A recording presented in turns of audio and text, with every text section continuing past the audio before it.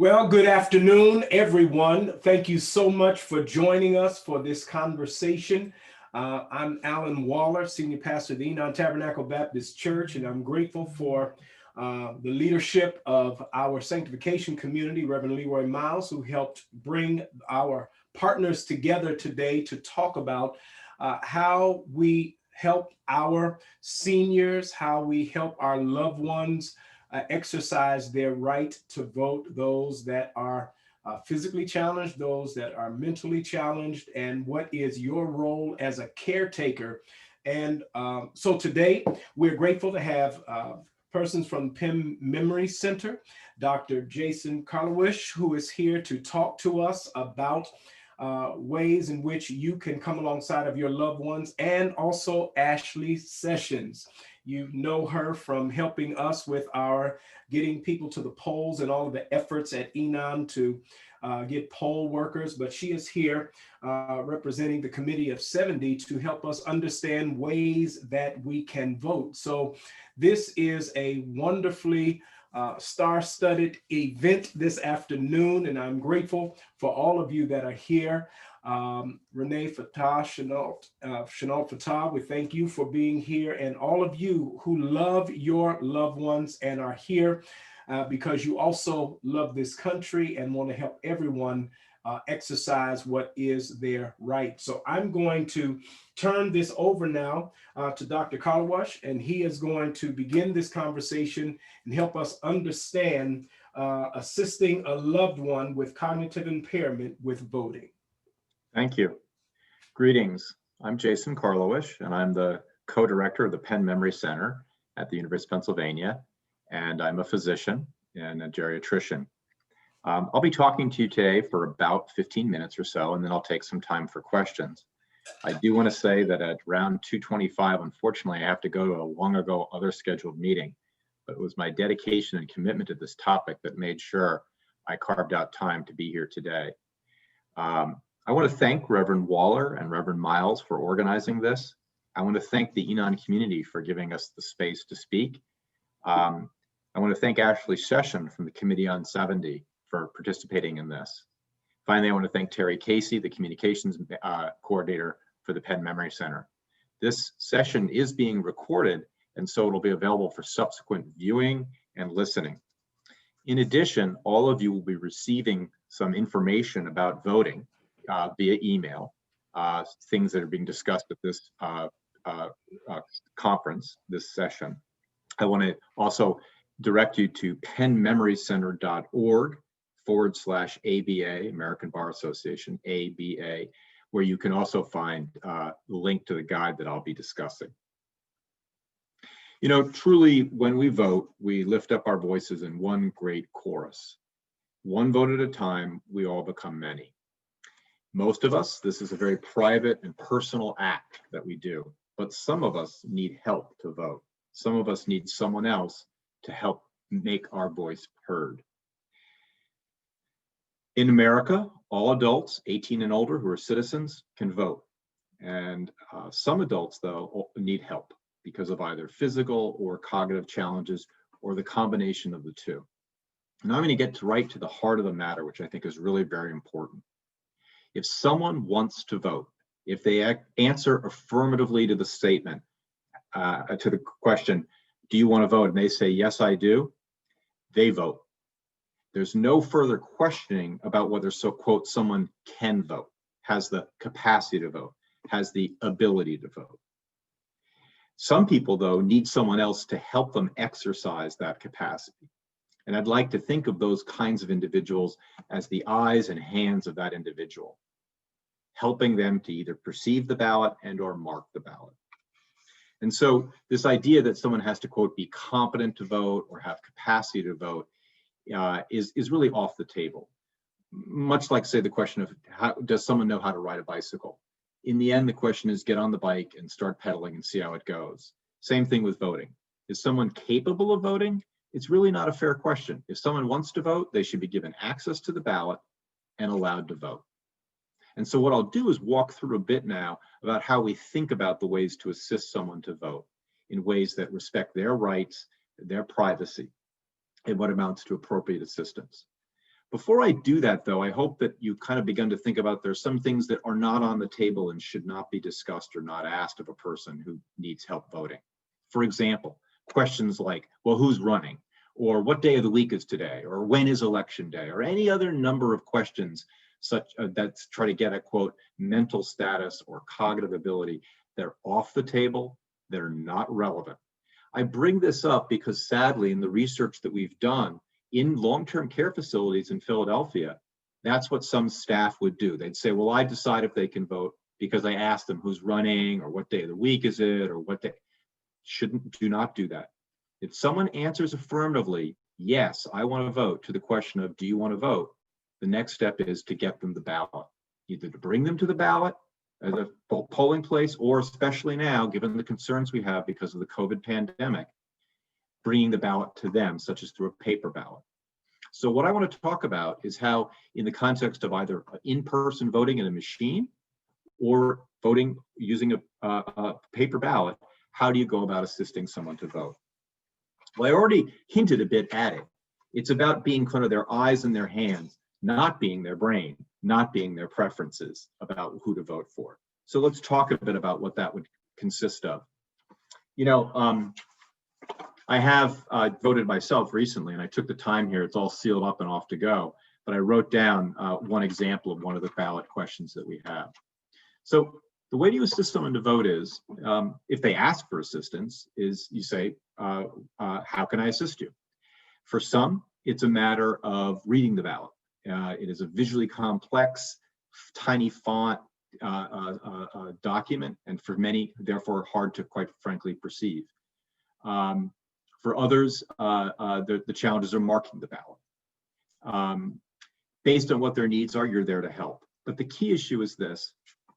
Your job is to read them the ballot. So for example, on the ballot that we're all going to look at in Philadelphia, or already have looked at, there's a race for Attorney General. And so what you would do is say, well, the next ballot question is the Attorney General race. There are 5 choices. I'm going to read each one to you, and then I'm going to ask you to pick one. Josh Shapiro, Democrat. Heather Heidelbaugh, Republican. Daniel Wasmer, Libertarian. Richard L. Weiss, Green, or write-in. Which of those 5 would you like to vote for? Now, the key thing is what I both said and what I didn't say. What I said was what's on the ballot that was printed by Philadelphia County. I didn't embellish. I didn't give a different name. I didn't use a nickname that might be the candidates identified by. I didn't say anything about the candidates. I simply read what was there. The next thing I did was I asked them, who would you like me to pick?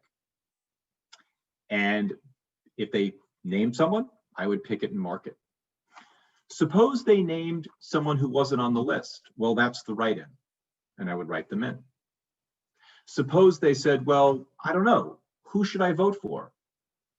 My response to that would be, I want you to choose who you would want to vote for. Would you like me to read them again? Suppose they say something that's not on the ballot, like I want to vote for the guy that has red hair. Unless the ballot says the redhead or the guy with red hair, you can't pick that, even if perhaps you know that so-and-so has red hair. It's what's on the ballot that you read, and it's what's on the ballot that you want the person to pick, including, of course, the ability to write in someone. So again, how do you know someone can ride a bicycle? You get on the bike and you ask them to ride. They get on the bike and they ride. How do you know that someone can vote? Well, you give them the ballot, you give them the options, and you ask them to pick. They do not have to pick across all of the races. Undervoting is the expression here. Namely, there are many races where the number of people who voted is far, for a particular race, is far less than the total number of people who actually voted. So if someone says, I don't know, I don't have a choice, then you move on to the next ballot item. What I'd like to do now is just walk through a couple of scenarios that often come up in the context of helping someone vote. I've already mentioned a few of them, such as they say to you, well, who should I vote for, etc. But let me walk through some of these scenarios. Suppose someone, such as a care provider or a family member, questions whether someone's capable of voting. mom can't vote, we shouldn't do this. That's off the table. The question is, does mom want to vote? And if she does want to vote, does she need help? And it may be actually that mom can't vote, that the entire ballot, she had no choices, etc. But to say ex ante, mom can't vote because mom doesn't know who's running or whatnot is just simply inappropriate. Now, I know that disturbs many people to hear that, but if you think about it, for something such as fundamental as the right to vote, we do not question voters in the voting booth about who they're going to vote for or their knowledge of the issues. Every election, there are votes for Mickey Mouse. A grilled cheese sandwich got votes for the presidential race, I'm told, in 2016. Sad that the people spoil their vote that way, but if we allow people to vote with whimsy, etc., we should not subject anyone to any special considerations around their judgments around who to vote for. Suppose a family member or other person claims to be the person's guardian or power of attorney and says, well, I'm his guardian, I'm his power of attorney, I'm going to vote for him. That is illegal. You can't delegate your citizenship. You can't be called for jury duty and say, well, I'm going to have Terry go to jury duty for me. So someone who claims to be a guardian or power of attorney cannot vote for someone else. There's no such thing as proxy voting. You can't vote on behalf of someone else. And someone can't delegate your vote to them. They can't give someone else your ballot and say, go ahead and vote for me. That is illegal. A person can't read or mark the ballot. What do? Well, I've already told you. You read them the ballot and you mark at their instruction. You are their hand. You are their hand, and they are your guide. Suppose the voter asks you who they should vote for. Again, as I said, the answer is, well, you know, the choice is yours, mom, not mine. You're free to choose whomever you wish. Suppose the voter asks you questions about the candidate's background or positions. Again, when the task is assisting someone with voting, it's about reading the ballot and asking them for choices. The time for conversations about who's on the ballot, the issues or background is for a separate conversation away from the ballot, not at the time of the actual balloting.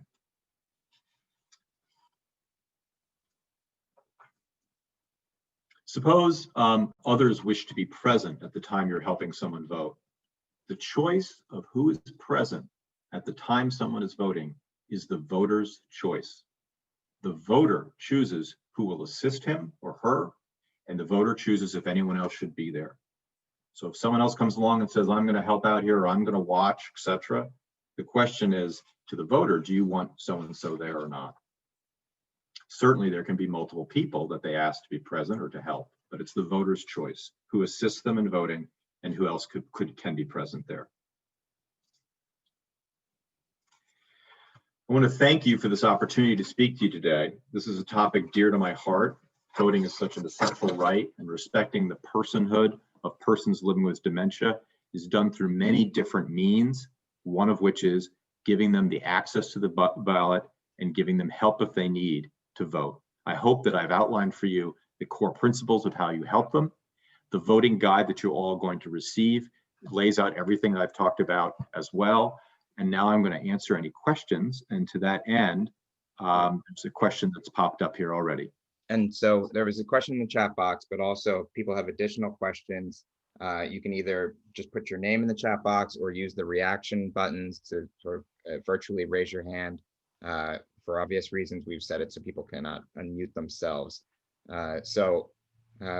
Please, starting with the chat box, we have a question. If for some reason a caregiver companion is prevented from entering the voting booth, what course of action should he or she take?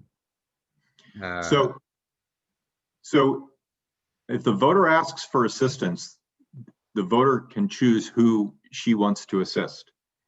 And so if the caregiver, for example, has been asked to assist, that caregiver should be allowed in to help that person vote. And someone who is saying they can't come in, that's just simply inappropriate. I'll let my colleague from the Committee on 70 address some more details around election law enforcement about what you can do at the time there. Another question I saw here, I've got the chat box too, Terry. Okay. The signature issues on mail-in ballots. I was anticipating this question, and my colleague from the Committee on 70 will be addressing this issue. I think I want to foreshadow her remarks, which is, please do not worry about the signature issue. And she's going to give you greater details about the matter related to the signatures on ballot. When, of course, you have to sign your absentee ballot. I have an absentee in my paper out. Here's mine with my signature, for example. If I take my mom to pick up her mail-in ballot, are there questions that they will ask her? If someone tries to ask her questions like, what's her address? What can I say to help get my mom her mail-in ballot? I think the questions here, what I are getting at is, if you take someone to one of the early voting sites, I'm just trying to interpret the question. Just bear with me. It's Sarah Pentlicky asked it, because mail-in ballots can be applied for online, but if Sarah wants to unmute and just ask a bit more here, Terry, can you do that? Let's see. She might be in the waiting area. Can you hear me? Yes, I can, loud and clear. Oh, great. Hi. I guess that wasn't clear. Yeah. So my mom doesn't have a PA ID, so I actually can't apply for her mail-in ballot online. She has to go to the early voting location to pick it up. Mm-hmm. And yeah, I wasn't sure if it sounds like they shouldn't ask her questions, but I'm already anticipating, like, what if they are asking her, like, what's your address? And she's registered to vote already. We just couldn't get her ballot to be mailed to her. Yeah, no, I understand. So the good question. And my colleague from the Committee on 70 might want to give some greater details here on this. But I believe the questions asked at the time you show up at one of the early voting sites are, what's your name? And then I believe there's a couple of identifying information they can ask. Last four of the social, address, and I think that's it. And any one of those can suffice to sort of identify that Jason Karlawish is Jason Karlawish. But my colleague from the Committee on 70, I want to step in on that one. She did get here. She's rejoining now. Okay. You know what? Let me, rather than having me repeat the question to her, hey, Ashley, good to see you. I'm wrapping up actually, because as I said, I have to go to this other call, long ago scheduled. But again, I want to thank you all. I'm going to turn it over now to Ashley from the Committee on 70. I want to thank you so much for being part of this. And everyone, keep the faith, keep strong. And this has been recorded and it will be edited so that the recording is perfectly fine. And I want to thank you all for your persistence despite some of the challenges that we face today. Thank you very much, Jason. Thank you for your commitment and thank you for helping us love on our loved ones. That's right. Ashley, help us understand what's legal and what we can do next. Yeah. Okay. So I'm going to give a brief presentation. I really just want to lay out visually for you the 4 ways that you can actually vote here in the city of Philadelphia. So I'm going to share my screen. And then we can, if you have questions while I'm giving this presentation, feel free to drop them in the chat. And we can go through some of the forms that are necessary to help you with your loved ones, the legal forms, and we want to make sure that we're doing these things right.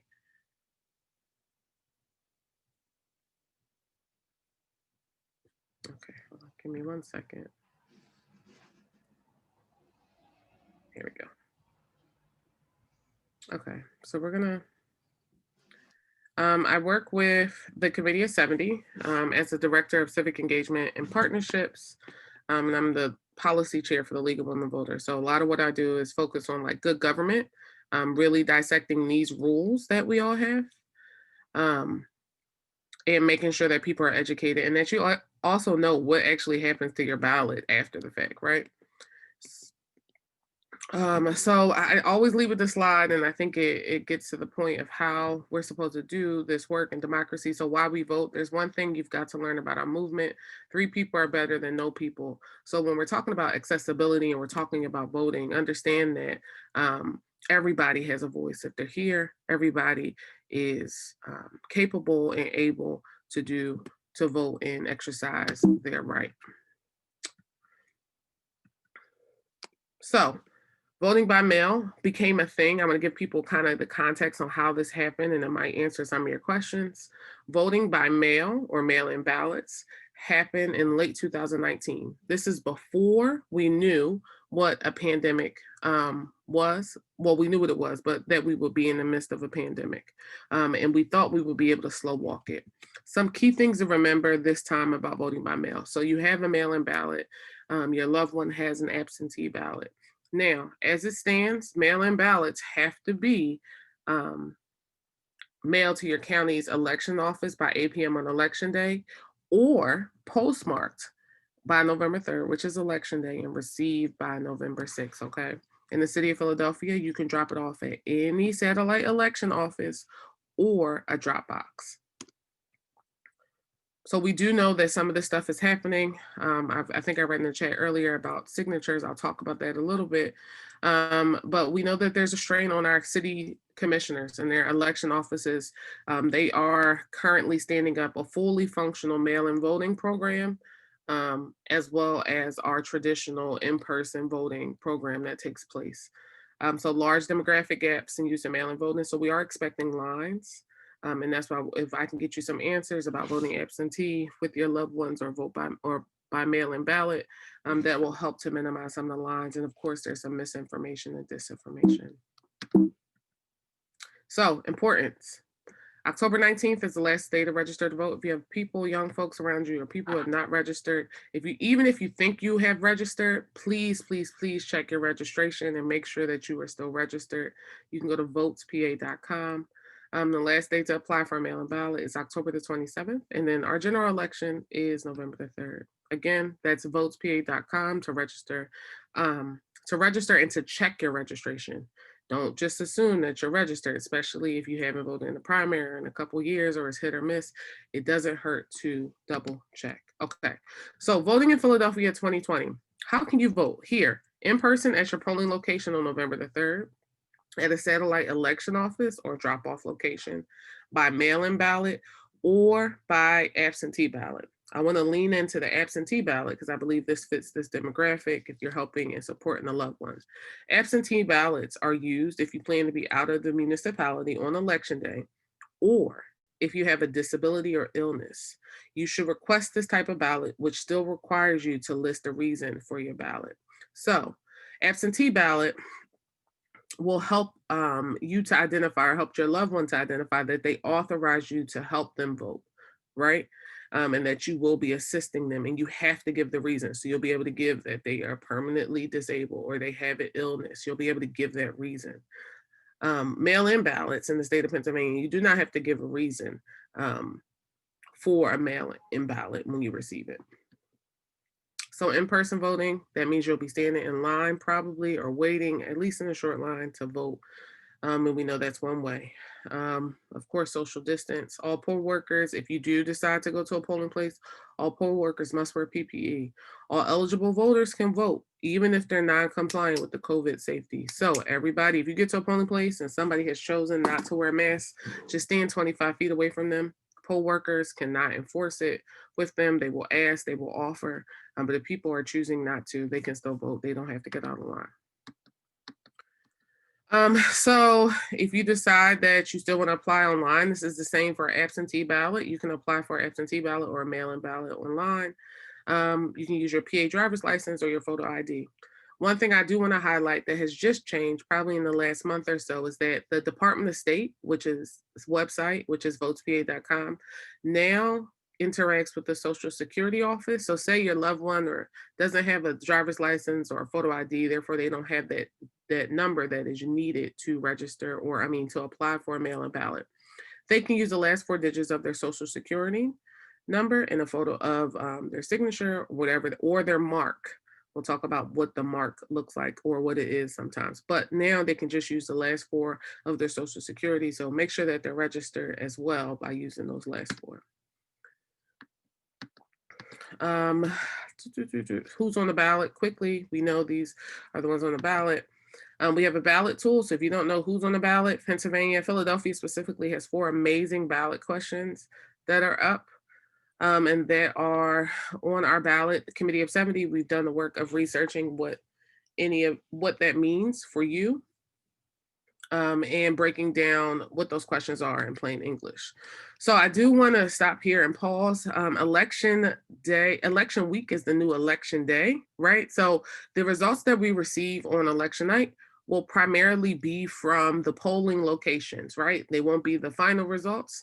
In the state of Pennsylvania, you cannot begin to count votes, whether they are absentee or mail in, until 7 a.m. on election day, which means you can't even begin to organize them. So right now they're being stored in a secure location until the city officials are allowed to begin to count them, and that's on election day. So we are anticipating at least a week of counting. We're hoping for less, but we're being realistic. Right now in the state of Pennsylvania, there are over 2.6 million ballots out across our state.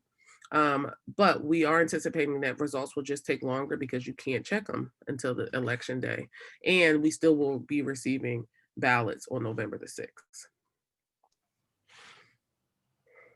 Okay, so I'm going to stop questions. I know I have some questions. I'm going to drop a couple of links so that folks are clear about what forms are needed if you are helping somebody vote, and different information that I think will be useful.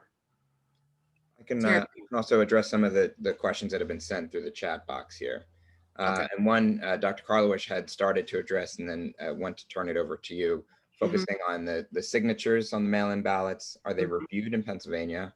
And if so, to what are they compared? And will the ones with poor signatures be discarded?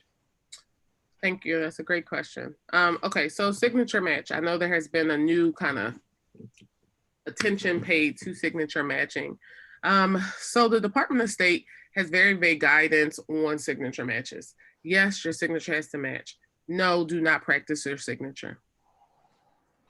There are no laws on the book that says that say that your ballot can be thrown out because of the signature match. Okay, so yes, do sign it with your name. If you over practice, I promise you'll sign a different name, because that's just what happens. And if you're helping somebody with a disability, they can use a mark. I'm going to drop the link here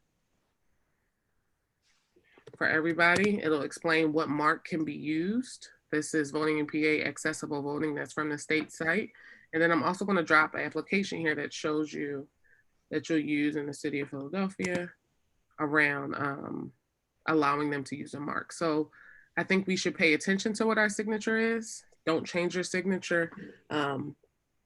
There are not poll monitors that'll be, first of all, poll monitors are not a thing. Second, they won't be in the polling place when your ballot is being counted saying, oh, that signature doesn't look like hers. That just doesn't happen. It has never happened, and it won't happen. Another question says, if I take my mom to pick up her mail-in ballot, are there questions that they will ask her? If someone tries to ask her questions like, what is her address, for example? Are you taking her to pick it up or drop it off? It says, if I take my mom to pick up her mail-in ballot.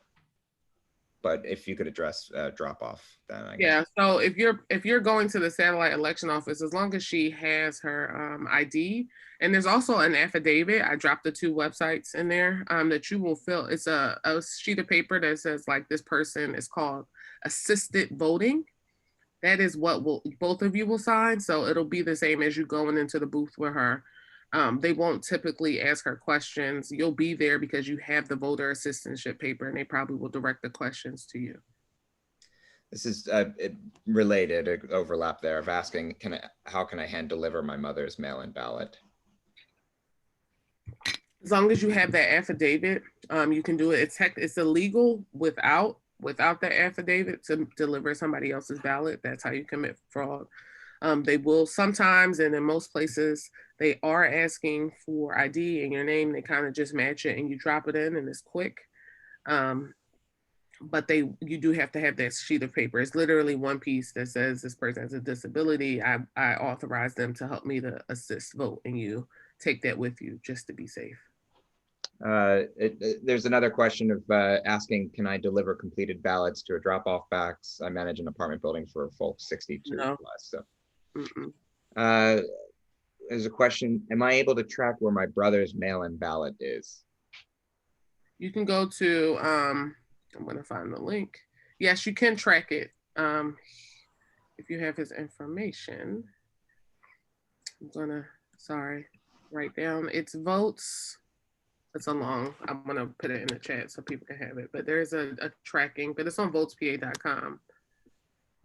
And it's /mail ballot status, and you can use that to track where your ballot is. One point that I do want to make right now, if you have returned it and you've received a note that your ballot has been processed, know that it's just been scanned along the way. It has not been counted, right? So your vote has not been counted yet, and you will receive another email. And just so everyone, all the participants know, I'll include all of these links in an email recap after the event. So don't feel the need to copy and paste every single thing in the chat box. We'll make sure everyone has all the information they need. Yep. Another question, if a mail-in ballot has been requested and received, can one go to the poll and vote in person instead and not use the mail to vote? Yeah, so that is the thing. It's called spoiling your ballot. However, you cannot write on the ballot, right? So if you've made the decision, it came in the mail, you want to go in person, what will happen is you have to take everything that came in the mail, you'll go to your polling location, find your judge of elections, and tell them that you would like to void your ballot, you want to vote on the machine. You then will have to sign an affidavit swearing that you have not voted anywhere else. They have multiple lists that we normally can't see, where they know that you have a mail-in ballot. And you'll be able to vote on a machine after handing over your mail-in ballot and signing that affidavit. Now, if your mail-in ballot never comes, they still have notification and they have a list, and it's actually where you assign your name that you have a mail-in ballot. You then will vote provisionally. And that is because they have to verify that you haven't actually mailed your ballot in, and that you haven't tried to go to another polling location to vote. And provisional ballots are the last thing that are counted. There's a question or asking you if you can comment on the poll watchers that the president has encouraged. Should we call the police if they're harassing voters, et cetera? So poll watchers aren't a thing. Well, poll watchers are legal here, right? But not in the way the president is saying it. Let me back up. Committee of 70 is a nonpartisan organization. So I will explain to you what a poll watcher is, what it has always been in the city of Philadelphia. So a poll watcher is designated by a candidate who is on the ballot or a political party to go into poll places. When I say go in, walk in, say hello, and find the judge of elections. And what poll watchers actually do is they say, how many people have voted? Maybe they go in at 11 o'clock. How's everything going? And it's usually an extremely friendly exchange. The only information they can ask for is how many people have voted in each division of the building that they're in, right? And that's usually how you get those, 20% of the people have voted at 11 a.m. or 35%, or we have really low turnout. And that's when you get the afternoon push to get people to the polls. Now, people can stand outside of the polling locations, and there's absolutely nothing any of us can do about that. They have to stand a certain feet. They have to be nonpartisan, but I will tell you that there are a number of organizations, and I am comfortable saying this, there are a number of organizations that'll be out and about, lawyers to help just kind of mitigate chaos and help to keep things calm. Also know that we live in the great city of Philadelphia, and I doubt that a lot of the foolishness that people are anticipating will actually happen here. There's a question is it called a third-party ballot delivery for mail-in voting form? I'm not quite sure about that, but it says, is that called a third-party ballot delivery for mail-in voting form? No. Possibly. So in the link that I sent you is different. You have to figure out what works, what aligns with the needs that your family has, to see if you need the third party. I think it depends on how what the disability is. And in the same group, asking, can a disabled person use a mail-in ballot? So yes, as long as they authorize it. But the suggestion is, in order to avoid legal trouble, that you want to use an absentee ballot, because you're able to identify that they have a disability and verify that they have a disability. Go ahead. There are, that is all of the questions right now in the chat box. If there are any others, please feel free to use the reaction buttons to raise your hand. Any other questions?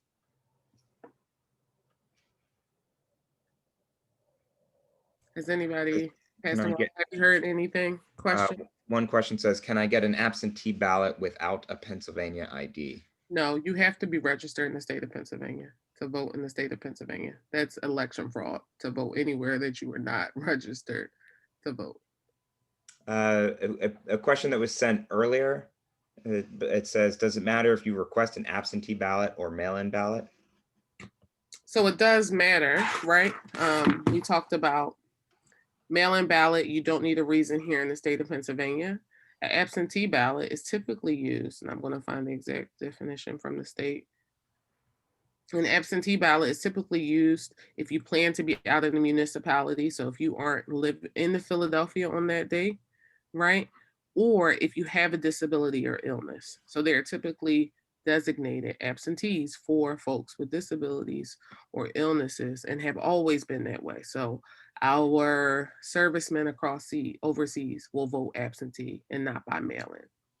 The follow-up comment to that just says she is registered, but just does not have a Pennsylvania ID. So if she's registered, you can request the ballot. Okay. Tanya raised her hand. Yes. I have a question about the third party form, because all right, my mom, it's a lot of issues my mom has. But one of the main ones, she's bedridden and won't be able to physically get to the voting polls. So do I need because I was told it was like a third party ballot, then it was like you need a designated form. Yep. Or yeah, so since she's back, can she write? She had a stroke, so she needs assistance. She has low vision and she needs assistance writing. So okay, she can make a mark, right? So she can, if you could put a pen in her hand and she can make like a scribble. It doesn't even have to be her name. It could be a circle. Okay. Right, a mark, right? So the form that Terrence is going to send out after this it's 3 pages. You'll have her just mark there that you are her person, and you'll be able to assist her in the way that the doctor previously acknowledged for her to be able to vote. Okay, so should she do an absentee ballot or a mail-in ballot? Because the mail-in, do an absentee to be safe, because it's a permanent illness, right? You will forever need an absentee ballot. Okay, so now I gotta request the absentee ballot instead of the mail-in. Yes, and you can, once you have that affidavit signed, I would actually suggest that you go to the county election office because of how close we are. Yes. I have this, tell them what you need, and they'll be able to get you one. Okay. Okay. All right.